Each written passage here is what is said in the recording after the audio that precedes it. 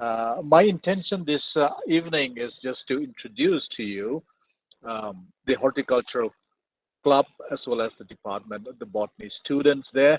Hope I will be able to create or stimulate some interest and also encourage you all. And so my intention this afternoon is not basically purely on academics as such, but as I said, to introduce to you a little bit about horticulture and what we can do to create interest with the club members and also the institute as a whole. And maybe if uh, things are okay, if students are there in the campus, are able to do a little thing, I think it will be good that we can pick up doing something as a club member of horticulture club, and therefore that's the little my intention to share my thoughts with you. And so, with that brief introduction, and thank you, Uttam, for the words of introduction.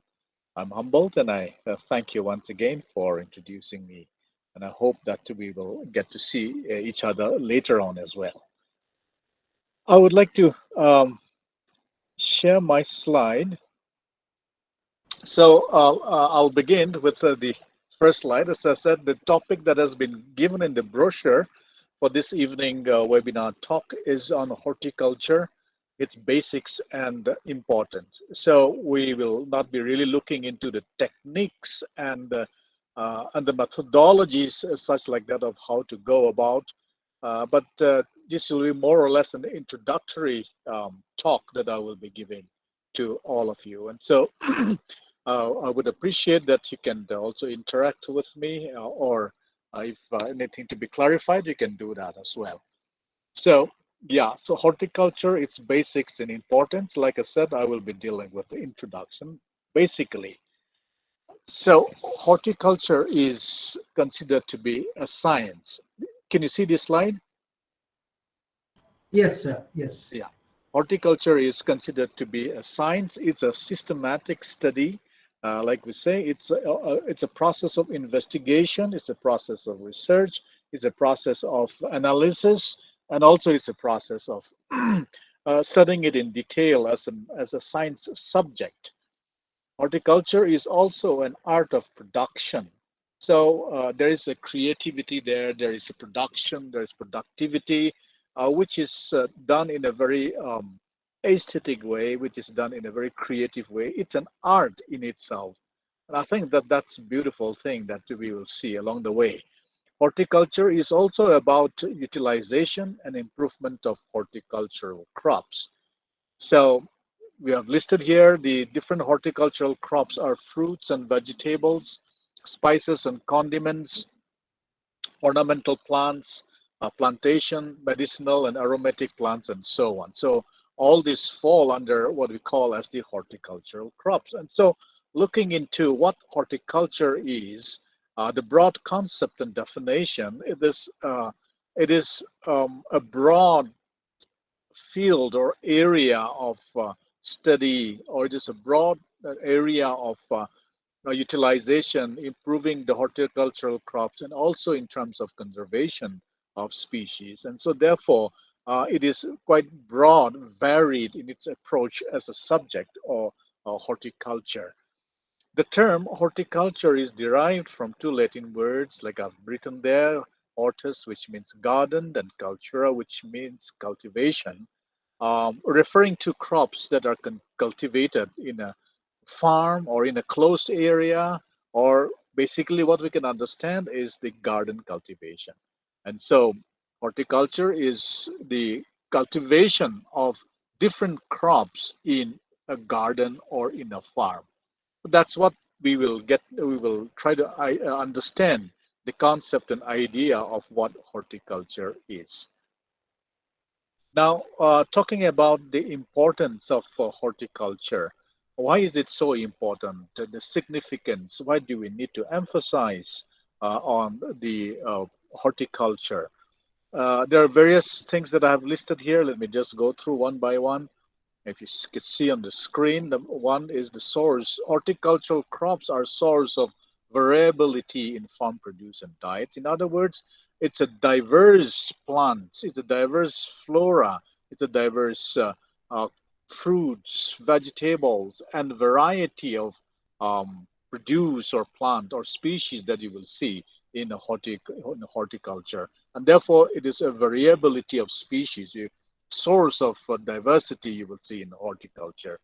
The next is all these horticultural crops are sources of nutrients, vitamins, minerals. It adds flavor and aroma. They have lots of dietary fibers and etc. And therefore, it's a source of a food which also provides nutrients, necessary vitamins, minerals, and etc. Horticultural crops are also a benefit to health because it gives a lot of health benefiting compounds and medicines too. And therefore, you will see a lot of crops, plants that are being cultivated in the gardens, used as medicines and, first aids and so many other things that you can think about. So it provides a lot of health benefits, and therefore horticulture is very important. Another thing is that horticultural crops provide an aesthetic value. It beautifies the environment, it beautifies the area where you are living, it can beautify your campus, your college, your institute, along with the rest of the significance or the importance or the attributes that we are listing. As you use horticulture as aesthetic value, without realizing or consciously or unconsciously, it protects the environment, and which is so important in today's world.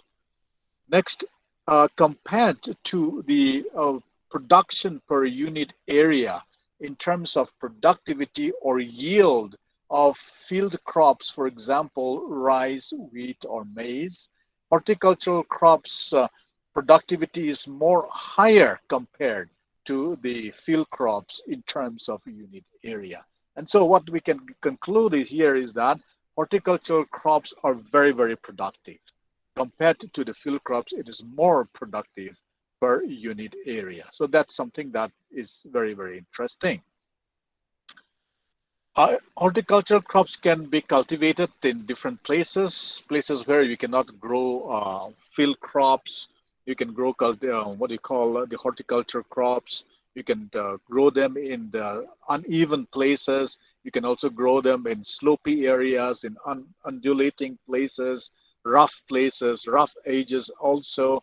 You can use all those places to even beautify and cultivate different horticulture crops. And therefore, it is very important. Another aspect of the significance of horticulture crops is that it can be cultivated in wasteland or even in poor quality soil, which means the input of nutrients comparatively is lower, and the uptake of nutrients by the plants also they can survive even in wasteland or even in poor quality soils. So those are also some of the attributes or importance of horticultural crops. Um, Crops are of high value. We talk about different crops, fruits, flowers, vegetables. They are of high value, and I think everybody's much aware of it in today's time. It's labor intensive, however, it generates employment throughout the year. All this we'll be discussing later on as well. But just to let you know that crops are of high value and they can generate employment throughout the year too. We talk about various industries of pharmaceuticals, perfumes, cosmetics, or confectionaries, or even oils and paints. All these are derived from the horticultural plants, and so they act as raw materials and provide it to these industries for processing of so many goods and also so many other uh, different items from different industries. And it also increases the economy. Horticultural crops are a good source of foreign exchange. They have, they are demanded. They have high demand even in this country and also internationally, and therefore it is a good source of foreign exchange as well. So those are some of the importance of horticulture. Why it is important. I've listed a few of them. Maybe more, and we can discuss about it more later on. But those are some few points that I would like to tell you that horticulture is important because of these various reasons that I've just listed out for you. Prospects of horticulture crops in India. If it is so important, does it have any prospects? Does it have any what do you call market? Does it have any significance to the people or in the country or even in our state Nagaland also? There are prospects generally looking at some of the characteristics and looking at the prospects of horticultural crops in India. I've listed one or two things here. Many people are very health conscious nowadays. Even in Dimapur, that you will see as they come and walk around in the morning, you'll see people jogging, young people going to gym, people being conscious of what we are eating. We are picky, we are choosy, and we want to be very health conscious of the food that we eat, and therefore we prefer organic and so on and so forth. So um, people are very health conscious, and we like to maintain ourselves, and which is very good. And so, in this aspect, horticultural crops plays a great role. The prospects because it provides good health benefits to people, and people are loving it, even in India and the world as a whole. Considering India, population in India is mostly vegetarian, and so ultimately the demand of fruits and vegetables is also very high. We are quite fascinated, and also we love exotic fruits, exotic vegetables, and so on. But the organic fruits that are, or the wild edible fruits and vegetables that we get even in our state or even in India is of very high demand. And I think um, the the we are not able to provide the demand. The demand is so high, the supply is not matching up with the demand. And so that's also one of the reasons where the role of horticultural crops is so important. It has very high prospect in the Indian market for Indian people and the world population as a whole. So the production of horticultural commodities is far less as compared to the existing demand in the country.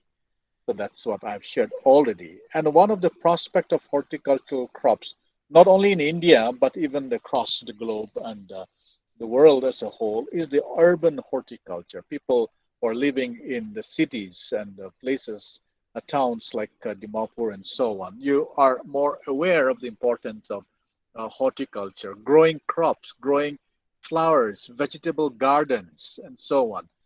Urban horticulture is one of the concepts that is very popular now. And also it has a high prospect because in all the activities, even in the lifestyle of a person, it could be a family, a home, or it could be a college, university, institute, or a factory, or a company, and so on. The people look forward to have urban horticulture, which means it is a relationship of plants with the present urban livelihood. So it's more or less like how do plants interact with the urban population? How do plants interact and mitigate the climate that's around it and provide an ambience to the population that's living in the urban areas? And we know that this also can be used as a therapy to various diseases. This can be used as a source of medicine. People love it. People take it as a hobby, and also they enjoy doing it, and then they feel happy about it. They have peace cultivating the habit of having urban horticulture. So in little spaces that's available, people um, do their best creatively to bring about horticulture in their homes, in their institutes, and everywhere else. And therefore, I think this is a very important aspect where we all can take part.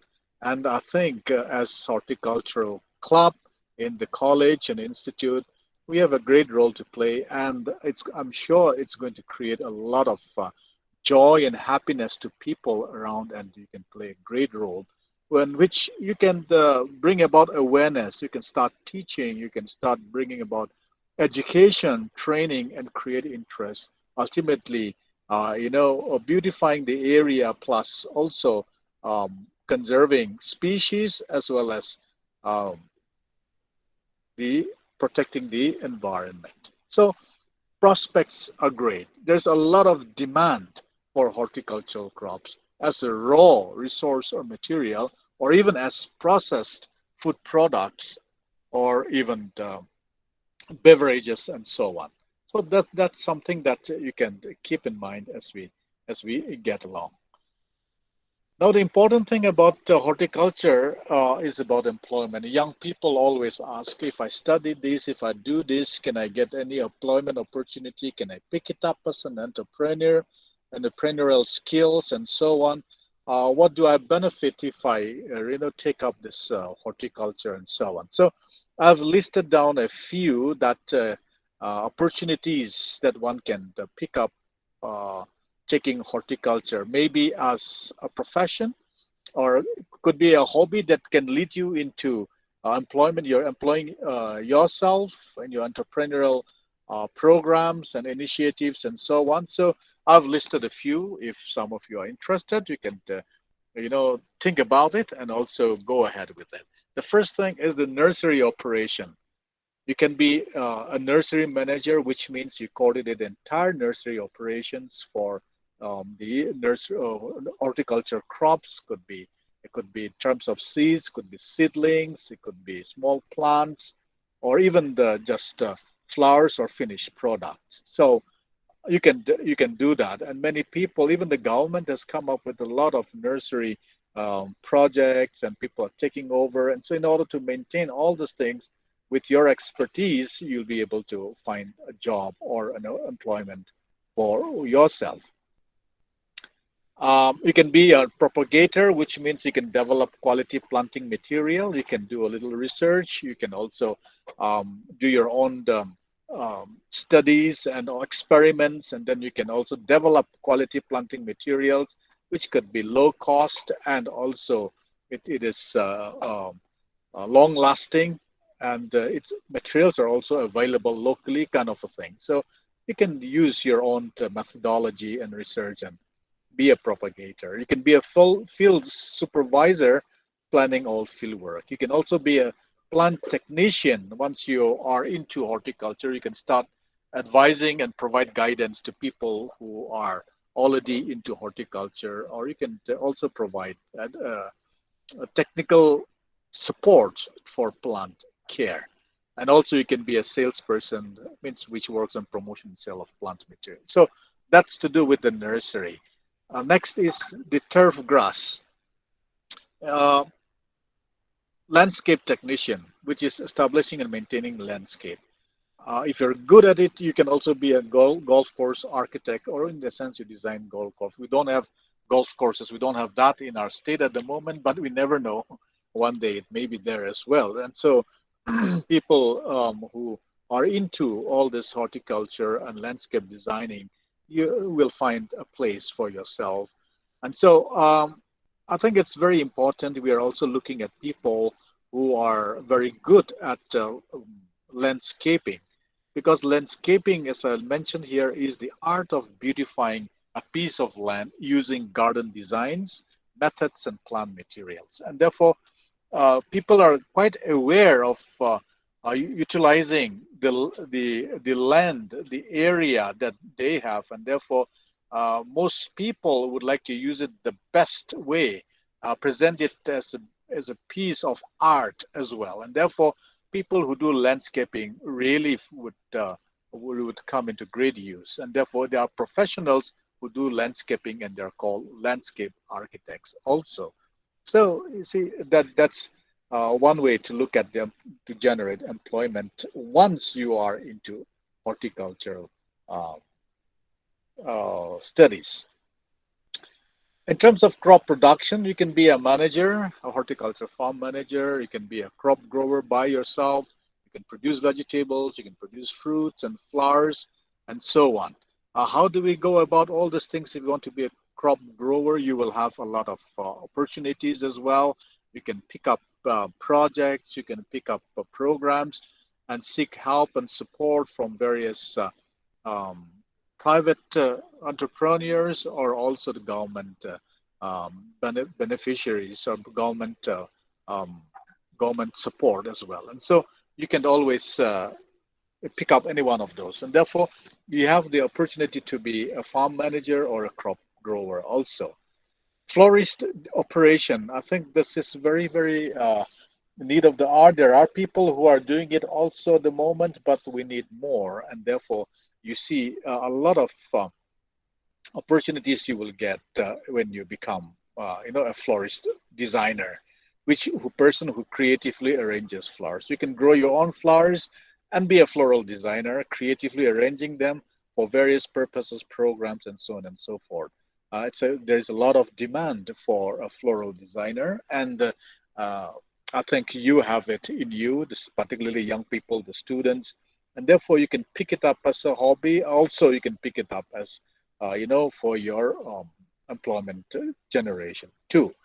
So that is very interesting and very important also to be a floral designer or, to be a florist. Store manager, which provides store for the farm, it takes care of, manages and supervises it. Plant rental supervisor manages plants and pots and does floral arrangements on rent. And so that's also, people, homemakers, basically, if the wives at home who are not involved in any other government day jobs or needing to go to offices, they stay at home and they manage plants and pots and all those flowers, even just green plants, and then they give it on rent, and that generates a little income also. So a lot of these are uh, benefits and also opportunities for the people who are interested in horticulture. You can be an educationist, you can be a teacher, you can be a trainer, could be a formal if you have picked up horticulture studies as such like that, or it could be an informal system also. You can conduct your own research to develop new products and varieties in innovative ways. And I think that is what people are looking forward to, both in the government agencies as well as the corporate world. Extension persons, we can bring about innovative techniques and methods among people. And if you have very innovative ways, there are institutes that can come forward to help you patent your technique and also help you establish your own innovations and designs and so on. And I think that is a very key word for the young people today is your innovative techniques in whatever you do. Could it be a floral design or landscape designs and so on? But learn to be innovative, and I think that will really help. If you are into the another aspect is industrial operations. You can be a developer or producer of agrochemicals. We all know that horticultural industry depends a lot on chemicals. They have a lot depend on fertilizers, pesticides, biopesticides, growth hormones, and so on and so forth. All these agrochemicals, one can, get your hands busy on it. You can look for opportunities and then start your career, build your career upon all these things. So you can have your own industry for agrochemicals, or you can also be a part of the industrial operation. So there are various employment opportunities for people who are into horticulture. And yes, quickly, just as an introduction, there are different branches of horticulture. Some of you may be wondering if it is the first time you're listening to. There are different branches or different types of horticulture that you can say. The terminologies, two, three I've mentioned here. Pomology is a regard to fruit, knowledge of fruit, or a horticulture branch which deals with the fruit crops, the study of fruit crops or different fruit. And so this is also very important aspect of horticulture. When you talk of horticulture, we're not talking only of vegetables and then crops and so on, but it includes even the fruit crop. That's what I mean to say. And it's interesting that we grow a lot of exotic fruits, which is quite costly in the market, and it has market demand and so on. But I think we can also start trying to study our own wild edible fruits, or try growing wild edible fruits. Wild edible fruits, as far as we see, it's a little difficult to grow. We have not really developed protocols as such for us, but I think it has a great future um, for the our own indigenous wild uh, edible fruits also. So that's just an addition I just want to add. But the study of fruit crops is called pomology, which is also a branch of horticulture.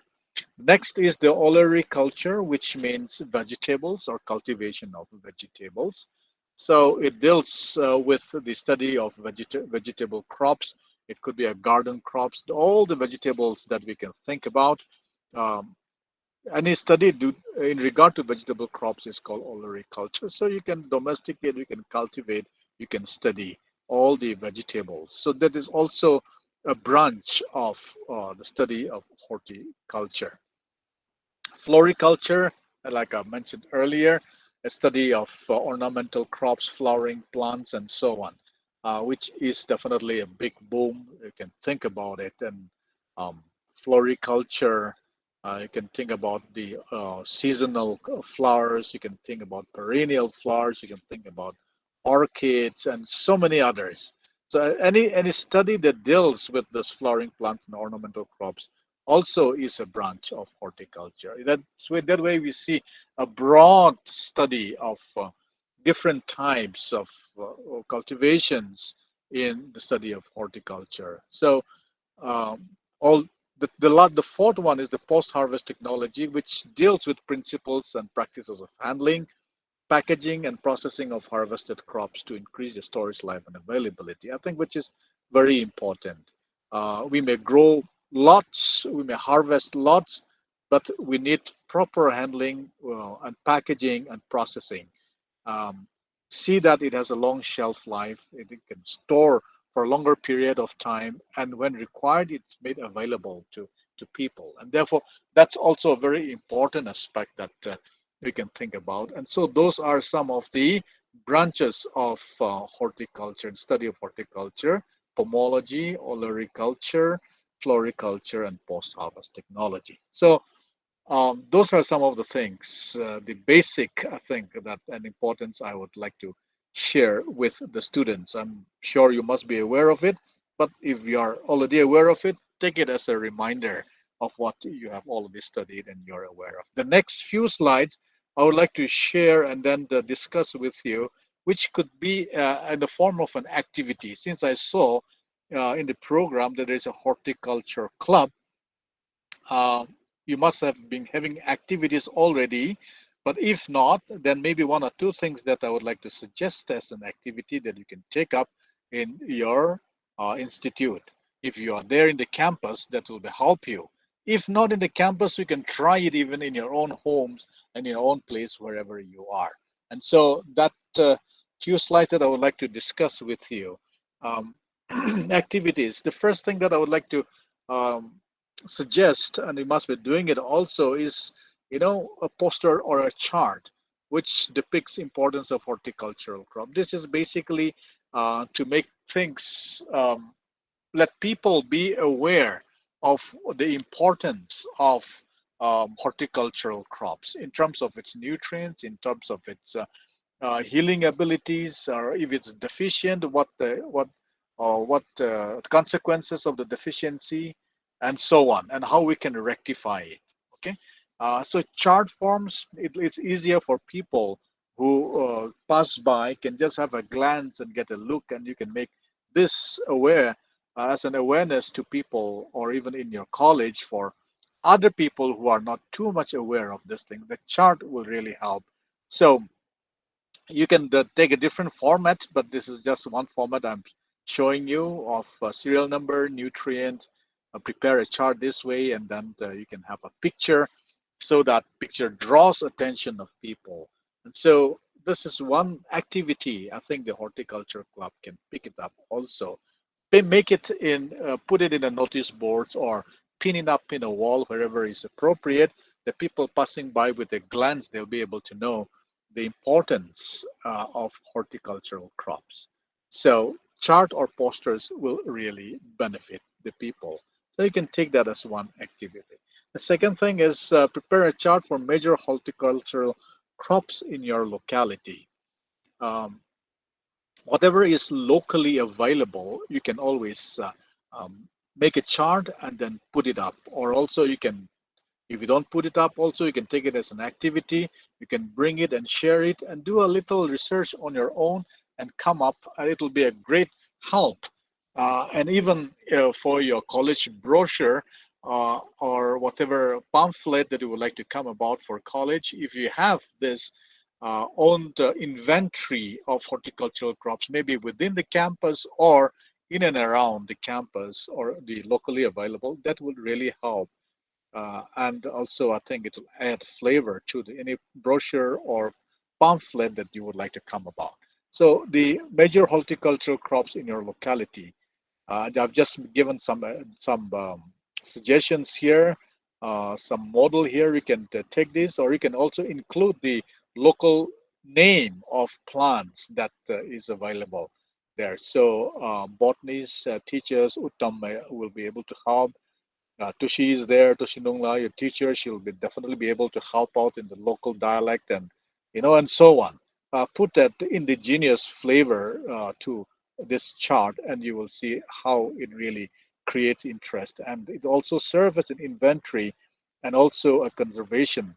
It will help in conservation also of the locally available horticultural crops. So, as a horticultural club, or I don't know, maybe as an activity, you can think about these as well. The next also is prepare a chart depicting nutritional importance of vegetable crops. So I think this is more or less a repetition of the first activity that I have mentioned, but the nutritional importance is so significant. We have vegetable crops, we have this and that, but why is it important? What benefit does it give? And if it is deficient, what does it cause? What diseases, what deficiency does it cause? So uh, everybody will not be interested to read through books or browse through internet to go through all these issues. But when we have a chart, made things easy for people to look at, it helps a lot to the people who are looking at it, and also people who are working on it will benefit. And therefore, I think I brought up this also as an activity for which you can pick up um, in your club activities or in any of your projects. Make field visits. That'll be good. A horticulture department, gardens. You can visit horticultural departments. They might have some projects and schemes that are happening. So you can just have a look at that, get yourself aware of what's the program going on in the departments, the government, or even the corporate, or even in private gardens and so on. So you can make a visit, get to learn what crops suits where, and how people are utilizing, how people use it as an entrepreneur program, or how the employment generation, income generation, all these things are quite interesting, and I'm sure it will create a stimulate interest in some of you who are into it. Visit local flower growers, and then you will get to see how they do it, the difficulties they go through, the joy they derive in growing flowers, the challenges they face in marketing, and also the potential of generating economy. Mushroom is a big thing, and therefore you can also look into mushroom cultivation and so on. It's a big thing. You can do anything that you can. So mushroom, local flowers, and different types of flowers, fruit growers. Dragon fruit is becoming a big thing, and people are really looking at it. I know for various purposes. So that's something that you can look at. And once you visit all these places, and then you are aware, then you Be creative and innovative in what you can do. I've just shown two pictures here where I think within your campus and your institute, you can pick up one area, small area in a corner of an area, and then you can try to creatively come up with, beautifying as well as, creating aware of the importance of horticultural crops. May it be flowers, could it be herbs, vegetables, aromatic medicinal plants, in small areas. We need not look in the broad areas, but in small areas that we can come about. Be creative and innovative, which will you can pass on the message through your creativity and your innovation. So you don't need to say much, but people see the beauty of it, the aesthetic value, and it creates so much of joy and interest. And I'm sure young people have a lot of ideas. Then you can really come up. It needs a little bit more of labor. It needs a little more of your time to take care of these things. But if you're not doing it in a very big project, in a small way which you can handle, it's going to drive joy and bring about great awareness to people around. So these are some of the activities that I've just listed for you all that you and I can pick up. I understand because of all these heavy schedules and academic requirements, if both teachers and students, we find it very difficult to come up with extra time. But if you are residing in the hostel or in the campus, I think as a club member, you can think about it and then do something about it. So those are some of the activities that I've come up with. Uh, while working on the horticulture crop and so on, um, there are some of the classification of plants that, as botanists, I think you're all aware of it. I just listed it down so that just to remind you that we can classify horticultural crops in various ways, and then you can, study the adaptability of different plants. You can also study the requirements of nutrients of different plants, different crops, and then you can work accordingly. So you are all aware of different habits of plants, could be herbaceous, could be succulents. Succulents are becoming a big thing. Succulents are also providing food to people now, and therefore you can think as a student, you can just do a little research on all these things and come up. And succulents, you're not even just being a food, even in terms of selling, it's a big thing that's happening. So you can classify plants like I've shown a picture here. There are different boxes that you can come up with, and then you can plant different types, and then different into different groups, and then the different habits.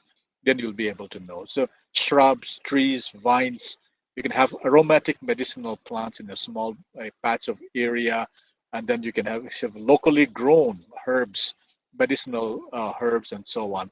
And that will really help the people and also classify the different types of horticultural crops.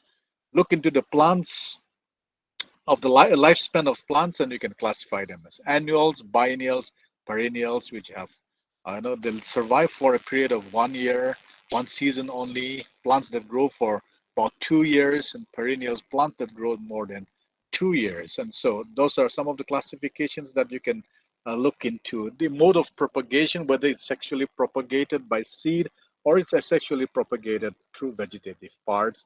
So do a little study on all these things, and then you can come up with a little write-up. You can also group them and then start planting them, and then doing a little research on all this on different types of horticultural plants. Also, there are different ways of planting. Some are planted directly, some transplanted, some crops are grown from underground parts, and so on. So doing a little bit of classification will help, and also look into the climatic requirements, whether they are temperate vegetables or tropical and subtropical. Some need cold temperature, some needs little warm temperature, and so on. We all are aware of that.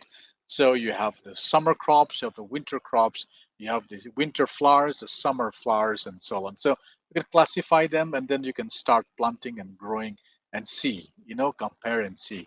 You can take up that as a study as well, and also you can always, enjoy doing all these activities, which you and I can learn from the activity that we do as well.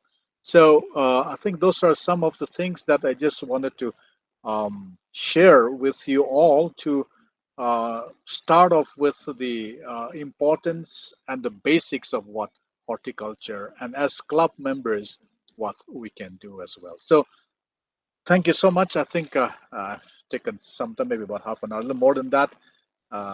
So I have those slides with me at the moment, and thank you for your patient listening. And I think, Uttam, we can have a time of discussion, or I leave the rest to you. Thank you so much. Thank you, sir. Thank you, sir, for your wonderful presentation. And I think so your suggestions on the activities and all will help the students a lot. And indeed, the basic ideas and importance of horticulture also, they have imbibed from your lecture. And actually, sir, we are just establishing that horticulture club from Okay. this semester. So miles to go, but still we are planning. And since the situation is becoming normal these days, I think Yeah. we can come forward with activities, physical activities. Yes. Anyway, I just want to give time to our students. If you have some interrogation, if you want to interact with sir, please come forward. You can unmute yourself or you can use the chat box.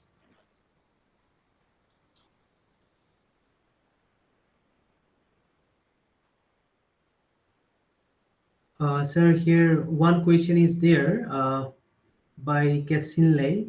She's asking, sir, how will horticulture have an impact on our everyday life? Yeah. Thank you, Kisinle. It definitely has an impact on our everyday life.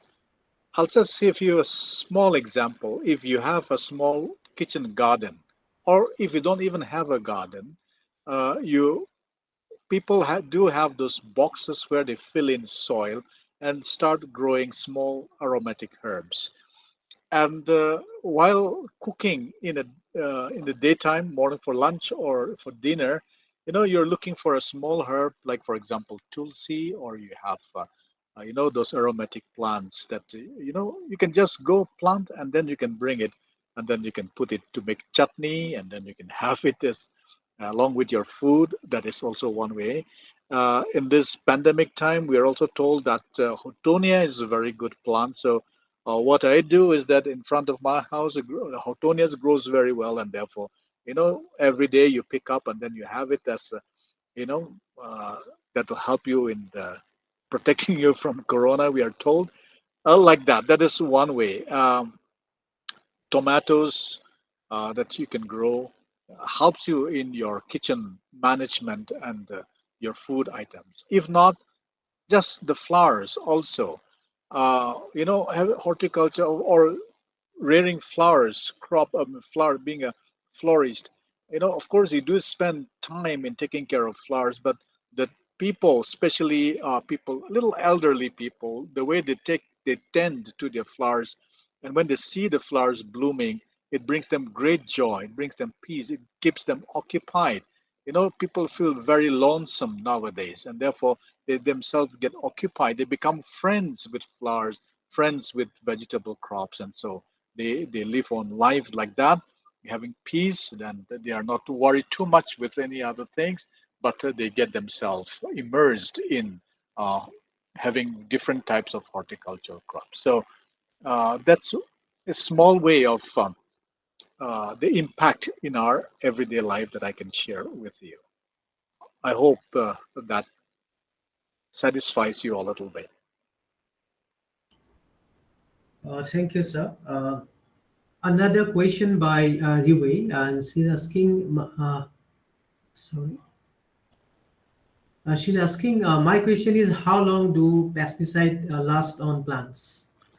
Yes, I am not able to tell you the duration of the pesticides. Different pesticides have their longevity on plants. So if you use chemical pesticides, it lasts longer definitely. But I'm not able to tell you, okay, for 1 year or for 2 years it will last. That I'm not able to tell you. But if we look at the biopesticides, uh, it doesn't hamper the plants if you're able to use biopesticides.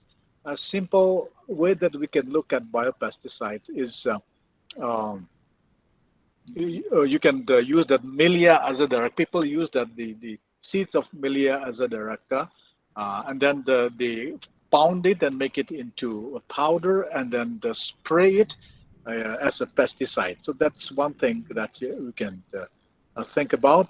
Another one, just recently I was discussing, I think, if I'm not mistaken, it is France that to powder it and then to spray it that kills aphids, and it doesn't hamper the plants in any way. It doesn't last long. Also, it's biodegradable, and so those are things that you can think about. But the uh, the question of how long the pesticides hamper the plants, that how long does it last on plants? I'm not able to give you the number of days or years or weeks. Yeah. Thank you, sir. And another question by Santirella, and she's asking, do you think horticulture as a subject should be given more importance in Nagaland? Oh, yes. In fact, horticulture, agriculture, I think all this needs to be given importance in Nagaland. We are slowly picking it up, I think, but we need to do much more. So it could be as a subject, an academic subject, as such like that, or if not, also maybe a formal, but even in informal ways, it needs to be given due importance in Nagaland. I think this we have a lot of bioresources which are also horticultural crops, and we need to tap all these things so that we improve our livelihood, we preserve it, we also utilize it well, and also it could serve as a potential economic generation for even our Nagas. Another question by Sabina, I think, yeah, she's asking how are succulent uses food? Yes, succulents are particularly in the West. People now, I have read it saying that they are using uh, growing succulents as an alternative food food source. And so, um, I'm sorry, I forgot the name of that succulent, the cactus that there. It's a agave plants, something like that. But succulents, they because the storage of water, the nutrients, it has a high nutrient value. It has high water retention, and it is also drought resistant as well, and therefore it's maybe it's a little easier to even cultivate in a very dry drought kind of an area or season, and it also lasts longer, and therefore succulents are also used as food alternative food resource.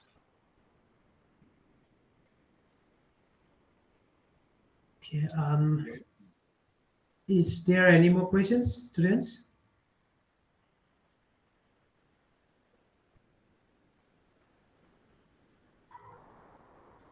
I think there is no more question. And then, sir, if you don't mind, then regarding this re-waste question, I just wanted to respond her a little bit Yes, yes.